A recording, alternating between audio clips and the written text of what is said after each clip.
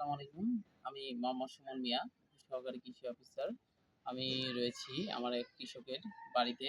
তিনি এখানে ছাদের উপর বস্তায় করে এবং কিছু গেঞ্জি কাপড়গুলা রয়েছে, সেই কাপড় দিয়ে বস্তার মতো করে এখানে বিভিন্ন ধরনের সবজি চাষ করেছেন। তার মধ্যে টমেটো, বেগুনেরও ২ টা ভ্যারাইটি রয়েছে, মরিচ আছে, কিছু রসুনও লাগিয়েছেন। তো আসলে এইরকমভাবে আমরা যদি সবজির চাষাবাদ বাড়াতে পারি, তাহলে কিন্তু আমাদের পরিবারের যে প্রয়োজন সেটা কিন্তু আমরা মিটাতে পারবো।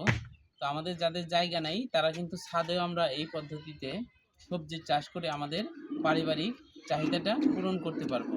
রফিকুল ভাইয়ের সাথে কথা বলবো, তিনি আসলে কিভাবে এই জিনিসটা করলেন? কিভাবে আপনি উদ্বুদ্ধ হলেন যে আপনি এইভাবে আসলে সবজিটা করবেন? আমি মোহাম্মদ রফিকুল ইসলাম। আর গ্রাম হচ্ছে মহাদেবপুর, রাজবাড়ী সদর। আমি একটা পদ্ধতি করছি, মানে আমার ছোট ভাই বউ গেল বললো এই ছাদে কিছু গাছ লাগাইছিল আর কি। তার অনেকগুলো বেগুন ধরছিল, তারা হলো জিও ব্যাগের বস্তা কিনে আনে, তারা ওইগুলো করছে। আসলে জিও ব্যাগের বস্তা কিনতে গেলে তো বেশ কিছু টাকার দরকার। আমি ওই টাকার দিক না যা বাড়ি, আমার গায়ে দেওয়া গেঞ্জি, সোয়েটার, বাড়ি যা ছিল ওইগুলোর ভিতরে পরিধি ভরে থাকতে সেটা।